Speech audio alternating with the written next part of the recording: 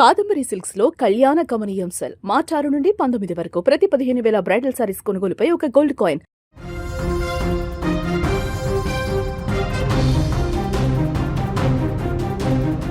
ప్రపంచం ఊహించని రీతిలో రణక్షేత్రం రూపు మార్చుకుంటోంది. అగ్రరాజ్యం అమెరికా, ఇరాన్ మధ్య రగులుతున్న చిచ్చు ఇప్పుడు కేవలం పశ్చిమాసియాకే పరిమితం కాకుండా విశాలమైన హిందూ సముద్రాన్ని కూడా తన గుప్పిట్లోకి తీసుకుంటుంది. గల్ఫ్ దేశాల సరిహద్దుల్లో ఇప్పటి వరకు జరిగిన పోరాటం ఇప్పుడు వేల కిలోమీటర్ల దూరంలో ఉన్న అంతర్జాతీయ జలాల్లోకి విస్తరించడం చూస్తుంటే మూడవ ప్రపంచ యుద్ధం ముంగిట మానవాళి నిలబడిందా అన్న భయం కలుగుతోంది.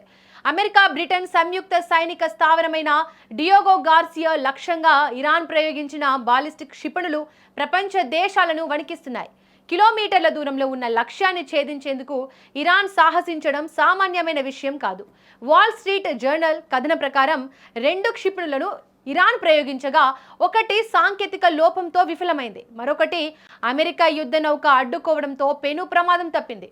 అయితే ఇక్కడ క్షిపణులు తగిలాయా లేదా అన్నది ముఖ్యం కాదు. ఇరాన్ తన పరిధిని ఎంతగా విస్తరించిందనేది అసలు ఆందోళన. తన సొంత గడ్డ నుంచి వేల మైళ్ళ దూరంలోని శత్రువుపై దాడి చేసే సామర్థ్యాన్ని ఇరాన్ ప్రదర్శించడం ద్వారా ఇకపై యూరప్లోని ఏ స్థావరం కూడా సురక్షితం కాదన్న పరోక్ష హెచ్చరికను పంపింది. ఈ ఉద్రిక్తతలకు బీజం కొన్ని వారాల క్రితమే పడింది. భారత్లో జరిగిన మిలాన్ 2026 విన్యాసాల్లో పాల్గొని గౌరవప్రదంగా తిరిగి వెళ్తున్న ఇరాన్ యుద్ధ నౌక ఐరిస్ డేనాను శ్రీలంక తీరాన అమెరికా జలంతర్గామి టార్బిడోతో ముంచివేయడం పెను ప్రకంపనలు సృష్టించింది. ఆ దాడిలో 100 మంది ఇరాన్ నావికులు సముద్ర గర్భంలో కలిసిపోయారు. దీనికి ప్రతీకారంగానే ఇరాన్ ఇప్పుడు డియోగో గార్సియాను టార్గెట్ చేసింది. చాగోస్ దీవుల సార్వభౌమాధికారం మారిషన్కు దక్కుతున్న తరుణంలో అక్కడ ఉన్న వ్యూహాత్మక స్థావరంపై దాడి జరగడం రాజకీయంగా కూడా చిక్కుముడులు పెంచుతోంది. ముఖ్యంగా డొనాల్డ్ ట్రంప్ ఈ ప్రాంతంపై చూపిస్తున్న కఠిన వైఖరి పరిస్థితులను మరింత ఉధృతం చేస్తోంది. ఒకప్పుడు ఆఫ్ఘనిస్తాన్, ఇరాక్లపై బాంబుల వర్షం కురిపించడానికి కేంద్రంగా ఉన్న డియోగో గార్సియా ఇప్పుడు ఇరాన్ క్షిపణుల పరిధిలోకి రావడం పెంటగాన్ వర్గాల్లో కలవరం పుట్టిస్తోంది. ఇరాన్ నేవీని నాశనం చేశామని అమెరికా చెబుతున్నా టెహ్రాన్ పంపుతున్న క్షిపణి సంకేతాలు మాత్రం మరోలా ఉన్నాయి. ఈ యుద్ధం ఆగే సూచనలు కనిపించడం లేదు. సముద్రం రంగు ఎర్రగా మారుతోంది. ఆకాశం నుండి పడే క్షిపణులు ఎప్పుడు ఎవరిని బలి తీసుకుంటాయో అని తెలియని పరిస్థితి. హిందూ మహాసముద్రం ఇప్పుడు ఒక అగ్నిగుండంలా మారింది. ఈ మంటలు చల్లారకపోతే అది యావత్ ప్రపంచ ఆర్థిక వ్యవస్థను, శాంతిని బూడిద చేయడం ఖాయం. మరి ఈ ఘటన తర్వాత ట్రంప్ ప్రభుత్వం ఎలా స్పందిస్తుందో చూడాలి. ఎందుకంటే ఈ రోజే ట్రంప్ ఇరాన్తో చర్చలకు సిద్ధమైనట్లుగా సంకేతాలు ఇస్తున్నాడు. ఈ టైంలో ఇరాన్ దాడులు ట్రంప్ నిర్ణయాన్ని మార్చేలా చేయవచ్చు. తద్వారా యుద్ధం మరింత ముదిరే అవకాశం కూడా లేకపోలేదు. రైట్కి ఇదే అంశానికి సంబంధించి మాట్లాడడానికి మా బ్యూరో చీఫ్ సిద్ధంగా ఉన్నారు, వారితో మాట్లాడదాం. విజయ్, మిడిల్ ఈస్ట్ వరకే పరిమితమైన ఈ వార్ ఇప్పుడు హిందూ మహాసముద్రం వరకు కూడా వచ్చింది. ఈ యుద్ధం మరింత పెరిగే అవకాశం ఉందంటారా?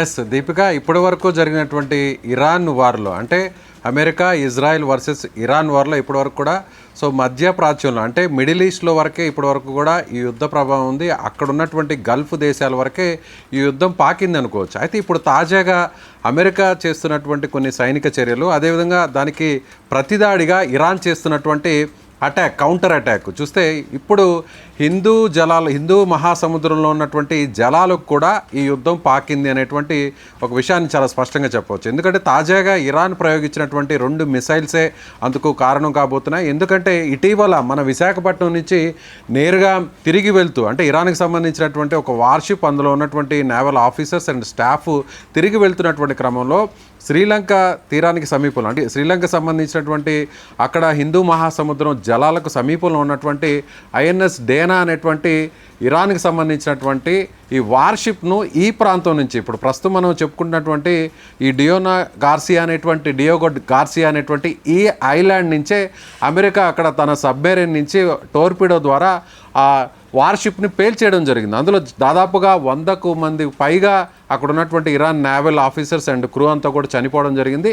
అందుకు ప్రతిగా అంటే ఆ దాడికి ఒక ప్రతీకారంగా ప్రస్తుతం ఇరాన్ ప్రయోగించినటువంటి అంటే ఇప్పటి వరకు ఉన్నటువంటి ఇరాన్ దగ్గర ఉన్న లాంగ్ రేంజ్ మిసైల్స్ అన్నీ కూడా కేవలం 1500-2000 కిలోమీటర్ల దూరంలో ఉన్నటువంటి టార్గెట్ని రీచ్ కాగలవు, అక్కడ టార్గెట్ని సక్సెస్ఫుల్గా బ్లాస్ట్ చేయగలవు. కానీ ఇప్పుడు ఇరాన్ ఏకంగా ఈ ప్రాంతాన్ని టార్గెట్ చేస్తూ వెళ్తుందంటే దాదాపు ఇప్పుడు ఇరాన్ ప్రయోగించినటువంటి ఈ సీక్రెట్ మిసైల్స్ ఇప్పటి వరకు కూడా ఈ మిసైల్స్ని ఎక్కడ కూడా ప్రపంచానికి చూపించినట్టుగా లేదు.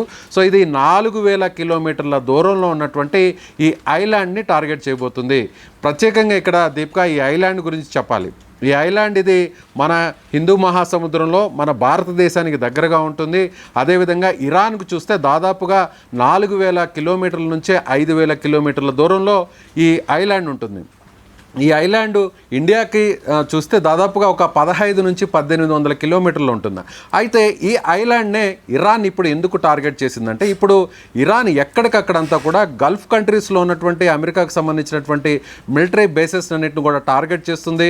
సో ఎక్కడా కూడా వారికి సంబంధించినటువంటి ఎయిర్ డిఫెన్స్ సిస్టమ్ అంతా కూడా కొన్ని మిసైల్స్ని అడ్డుకోలేకపోవడంతో అక్కడ ఉన్నటువంటి అంటే గల్ఫ్ దేశాల్లో ఉన్నటువంటి సౌదీ అరేబియా కావచ్చు, ఖతర్ కావచ్చు, యెమెన్ కావచ్చు, అదేవిధంగా తుర్కియా కావచ్చు, ఇలా కువైట్ కావచ్చు, ఈ దేశాల్లో ఉన్నటువంటి అమెరికా మిలిటరీ బేసెస్ అన్ని కూడా కొంతవరకు టార్గెట్ చేసి అక్కడ ఉన్నటువంటి రాడార్ వ్యవస్థలను కూడా అమెరికాకు సంబంధించినటువంటి వాటిని ఆ టెక్నికల్కి సంబంధించినటువంటి వాటన్నిటి కూడా బ్లాస్ట్ చేసింది ఇరాన్. సో ఇప్పుడు ఒకవేళ ఇరాన్ కానీ తన శక్తి సామర్థ్యాలను మరింత నిరూపితం చేసుకునేటువంటి క్రమంలో భాగంగా ఈ దేశాల్లో ఉన్నటువంటి మిలిటరీకి సంబంధించినటువంటి మొత్తం అన్ని ఎయిర్ బేసెస్ అన్నిటిని కూడా స్మాష్ చేస్తే అప్పుడు ఏదైతే అమెరికా మనం చెప్పుకుంటున్నటువంటి అమెరికా ఇప్పుడు ఈ ఐలాండ్ నుంచి B-12 B-2 బాంబర్స్ని ఇక్కడి నుంచి ప్రయోగించడానికి సన్నాహకాలు అయితే చేసుకుంది. అంటే ఇది అమెరికాకు చాలా కీలకమైనటువంటి ఐలాండ్గానే చెప్పాలి. ఇది బ్రిటన్ ఆధీనంలో ఉంటుంది. మొదటి నుంచి కూడా పోర్చుగీస్ ఆధీనంలో ఉన్నటువంటి ఈ ఐలాండ్ ఆ తర్వాత బ్రిటన్ ఇండియన్ ఓషన్ ఐలాండ్గా దీన్ని పిలిచేవాళ్ళు. అంటే అప్పుడు బ్రిటిష్ వాళ్ళు మొత్తం సామ్రాజ్యాన్ని అంతా కూడా ప్రపంచంలో అంతా కూడా కొన్ని దేశాలని ముఖ్యంగా మన భారతదేశాన్ని కూడా తన కంట్రోల్కి తెచ్చుకున్నటువంటి క్రమంలో ఈ ఐలాండ్ని కూడా క్యాప్చర్ చేసింది బ్రిటన్. అప్పటి నుంచి కూడా తన కంట్రోల్లోనే ఉంచుకుంటున్నటువంటి బ్రిటన్ ఆ తర్వాత 1970 ఆ దశకంలో రష్యాతో జరుగుతున్నటువంటి వార్ సమయంలో ఈ ఐలాండ్ని ఒక రకంగా చెప్పాలంటే లీజ్కి అమెరికాకి ఇచ్చింది బ్రిటన్. సో ఇప్పుడు దీని మీద పూర్తి సర్వ హక్కులు అటు బ్రిటన్కి ఉంటాయి, అదేవిధంగా యూఎస్కి ఉంటాయి. సో ఇప్పుడు కొద్దిసేపటి కిందటే బ్రిటన్ కూడా దీనికి సంబంధించి కూడా క్లియరెన్స్ కూడా ఇచ్చేసింది. సో ఈ ఐలాండ్ని పూర్తి స్థాయిలో స్వేచ్ఛగా అమెరికా దీన్ని వాడుకోవచ్చు. ఇరాన్కి సంబంధించినటువంటి యుద్ధం చేయడంలో ఈ ఐలాండ్ నుంచి ఎలాంటి ప్రయోగాలైనా చేయొచ్చు, ఎలాంటి మిసైల్స్ అయినా కూడా లాంచ్ చేయొచ్చు, ఎలాంటి బాంబర్స్ అయినా కూడా అటాక్ చేయొచ్చు అనేటువంటి ఒక గ్రీన్ సిగ్నల్ ఇచ్చింది బ్రిటన్. సో ఇక్కడ నుంచి నేరుగా ఒకవేళ గల్ఫ్లో ఉన్నటువంటి అన్ని ప్రాంతాలు పూర్తిగా తుడిచిపెట్టుకుపోయినా కూడా అంటే అమెరికాకు సంబంధించినటువంటి స్థావరాలన్నీ కూడా పూర్తిగా తుడిచిపెట్టుకుపోయినా కూడా ఇక్కడ నుంచి నేరుగా ఇరాన్ మీదకు లాంగ్ రేంజ్ మిసైల్స్ను పంపించడం కావచ్చు, B-2 బాంబర్స్తో అటాక్ చేయడం కావచ్చు, అదేవిధంగా ఇక్కడ ఉన్నటువంటి సబ్మెరైన్స్తో చుట్టుపక్కల ఉన్నటువంటి ఆయా ప్రాంతాల మీద టార్గెట్ చేయడం కావచ్చు. ఇవన్నిటినీ కూడా ఒక వ్యూహాత్మకమైనటువంటి ఒక ఐలాండ్గా ఇది అమెరికాకి చెప్తుంటారు. ఒక రకంగా చెప్పాలంటే ఇది ఒక రహస్యమైనటువంటి ఆయుధాలన్నీ కూడా అమెరికాకు ఇక్కడ ఉన్నాయి, ఇక్కడి నుంచి కూడా ఏ దేశాన్ని అయినా కూడా టార్గెట్ చేయొచ్చు అనేది కూడా ప్రపంచ దేశాలన్నీ కూడా చెప్పుకుంటాయి. ముఖ్యంగా హిందూ మహాసముద్రంలో భారతదేశానికి సరిగ్గా 1500 కిలోమీటర్ల దూరంలో ఉన్నటువంటి ఈ ప్రాంతం చాలా కీలకం. ఈ ఐలాండ్ చాలా కీలకం. ఇక్కడి నుంచి అటు ఆఫ్రికాకు దగ్గరగా ఉంటుంది, అలాగే ఇప్పుడు పశ్చిమ ఆసియా మధ్య ప్రాచ్యంలో ఉన్నటువంటి గల్ఫ్ కంట్రీస్ కావచ్చు, లేదంటే ఇరాన్ కావచ్చు, ఇది దగ్గరగా ఉంటుంది. అంటే దాదాపుగా 3 నుంచి 4000 కిలోమీటర్ల దూరంలో ఉంటుంది. అదేవిధంగా ఆసియా కంట్రీస్ అన్నిటికీ కూడా ఇది ఒక రకంగా అంటే అమెరికా ఇక్కడి నుంచి ఏ ఖండంలో ఉన్నటువంటి దేశాన్ని అయినా కూడా టార్గెట్ చేసేటువంటి ఒక శక్తి సామర్థ్యాలు, ఆయుధాలు, సో ఆ ఎక్విప్మెంట్ అంతా కూడా ఇక్కడ ఉంది అనేది అందరూ కూడా చెప్తున్నారు. సో ఇక్కడి నుంచి ఆపరేషన్స్ చేస్తే ఇరాన్ని పూర్తి స్థాయిలో అటాక్ చేసి ఒక రకంగా మొత్తం నిర్మూలించవచ్చు అనేటువంటి వ్యూహంతో అమెరికా ఉంది. అందుకు తగ్గట్టుగానే నేరుగా అక్కడి నుంచి ఈ ఐలాండ్నే టార్గెట్ చేస్తుంది ఇరాన్ అని అనుకోవచ్చు. దీపిక, విజయ్, డియోగో గార్సియో లాంటి కీలక స్థావరాన్ని టార్గెట్ చేయడం ద్వారా ఇరాన్ ఎలాంటి సందేశాన్ని ఇస్తుందంటారు? ఎందుకు డియోగో గార్సియో ఎందుకంత ప్రత్యేకం? దీనివల్ల భారత్కి ఏమైనా ఇబ్బందులు ఉంటాయా ఫ్యూచర్లో? ఇప్పటికిప్పుడైతే ఇక్కడ ఒకవేళ యుద్ధం జరిగిన ఇప్పుడు యుద్ధం కేవలం మధ్యప్రాచ్యంలో అంటే మిడిల్ ఈస్ట్లో ఉన్నటువంటి ఆ దేశాల మీదే ప్రభావం ఎక్కువ ఉంది. దాని ద్వారా ప్రస్తుతం జరుగుతున్నటువంటి పరోక్షంగా అంటే అక్కడ స్ట్రైట్ ఆఫ్ హార్మోజ్ క్లోజ్ చేయడం వల్ల అక్కడ ఒత్తిడి ఎక్కువగా ఉండడం వల్ల మిగిలినటువంటి అన్ని ప్రపంచ దేశాలందరూ కూడా అక్కడి నుంచి రావాల్సినటువంటి గ్యాస్ కావచ్చు, ఆయిల్ కావచ్చు, వీటికి సంబంధించినటువంటి ట్రాన్స్పోర్టేషన్ అంతా కూడా నిలిచిపోవడం వల్ల పరోక్షంగా అన్ని దేశాల మీద ప్రభావం పడుతుంది. మన భారతదేశం మీద కూడా పరోక్షంగా ఇప్పటికే దాని ప్రభావం మనకి చాలా స్పష్టంగా కనిపిస్తుంది. అయితే ఇప్పుడు వార్ విషయానికి వస్తే ఇప్పుడు ఇండియాకు పెద్దగా ఇబ్బంది ఏమీ లేకపోవచ్చు. ఎందుకంటే ఇప్పుడు ఇండియా అటు ఇరాన్ వైపు లేదు, అదేవిధంగా ఇజ్రాయెల్ అమెరికా వైపు లేదు, తటస్థంగా ఉంది. కాబట్టి ఇక్కడ నుంచి ఈ ఐలాండ్ నుంచి ఒకవేళ అటాక్ చేస్తే, ఇరాన్ మీద అటాక్ చేస్తే ఇండియాకు వచ్చేటువంటి ప్రమాదం ఇప్పటికిప్పుడు లేదు. కాబట్టి అయినా కూడా పాకిస్తాన్ ఏం చేస్తుంది అనేటువంటి ఒక టెన్షన్ అందరిలో కూడా ఉంటుంది. దీన్ని అవకాశంగా తీసుకొని ఇప్పటికే ఆపరేషన్ సింధూర్తో కోలుకోలేని దెబ్బలు తిన్నటువంటి పాకిస్తాన్ దీన్ని అదునుగా చూసి మళ్ళీ తన కుక్క బుద్ధిని ఏమైనా చూపిస్తుందా అనేటువంటి ఒక ఆందోళన కూడా కొన్ని వర్గాలు చేస్తున్నప్పటికీ ప్రస్తుతానికైతే మాత్రం ఇండియాకు వచ్చినటువంటి ఇబ్బంది లేదనే చెప్పాలి. అయితే ఒకవేళ ఈ ఐలాండ్ని కానీ ఇరాన్ టార్గెట్ చేసి ఒకవేళ మిసైల్ని ఇక్కడి వరకు లాంచ్ చేసి టార్గెట్ని కానీ రీచ్ అయ్యి అక్కడ బ్లాస్ట్ చేయగలిగితే ఇరాన్కు ఉన్నటువంటి శక్తి సామర్థ్యాలు ఏ పాటివో ప్రపంచానికి చూపించేటువంటి ఒక అవకాశం ఇరాన్కి దక్కుతుందనే చెప్పుకోవచ్చు. అయితే ఇప్పుడు మీరు అన్నట్టుగా ప్రయోగించినటువంటి ఈ 2 మిసైల్స్ని అమెరికాకు సంబంధించినటువంటి ఎయిర్ డిఫెన్స్ సిస్టము అడ్డుకోగలిగింది, అది మధ్యలోనే పేల్చేయగలిగింది.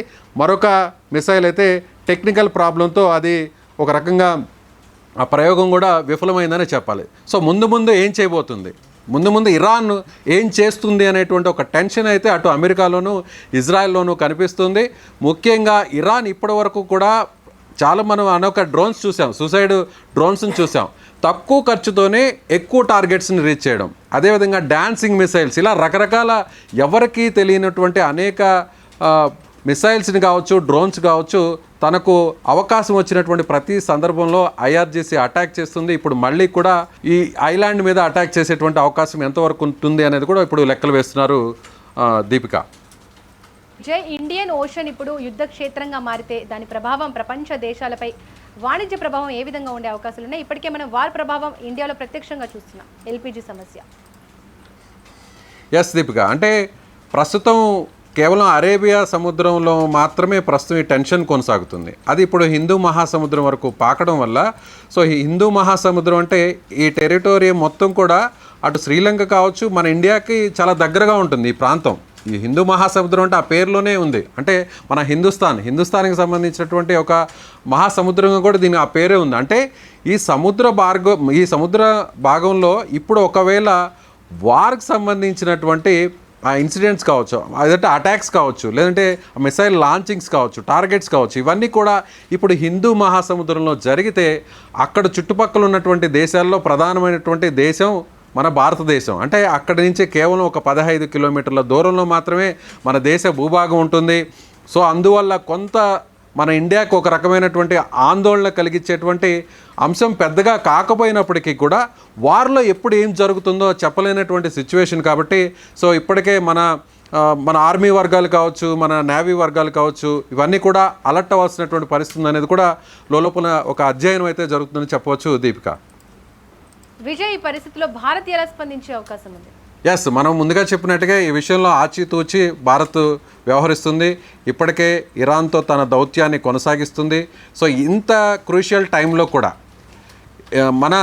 మన చేస్తున్నటువంటి దౌత్యం, ముఖ్యంగా మన విదేశాంగ శాఖ మంత్రి జయశంకర్ చేస్తున్నటువంటి దౌత్యం అయితే మాత్రం కొంతవరకు మన దేశానికి అనుకూలంగా మారిందనే చెప్పాలి. ఏ దేశానికి సంబంధించినటువంటి ఈ షిప్స్ ట్రావెలింగ్ని నిషేధించినటువంటి ఇరాన్ మన ఇండియాకి సంబంధించినటువంటి కొన్ని ఆయిల్ షిప్స్ను, గ్యాస్ షిప్స్ను అంతా కూడా సో వదిలినటువంటి పరిస్థితి, అంటే ఫ్రీ హ్యాండ్ ఇచ్చినటువంటి పరిస్థితి. ఇదంతా కూడా మనం ఇప్పుడు అవసరమైనటువంటి సందర్భంలో మనం ఇక్కడి నుంచి మందుల సరఫరాను ఆ దేశానికి ఇవ్వడం, ఆ తర్వాత మనం చేసినటువంటి దౌత్యం ఇవన్నీ కూడా ఫలించడంతో ఇండియాకు ఇరాన్ నుంచి ఎలాంటి ఇబ్బంది లేదని ప్రస్తుతానికి చెప్పాలి.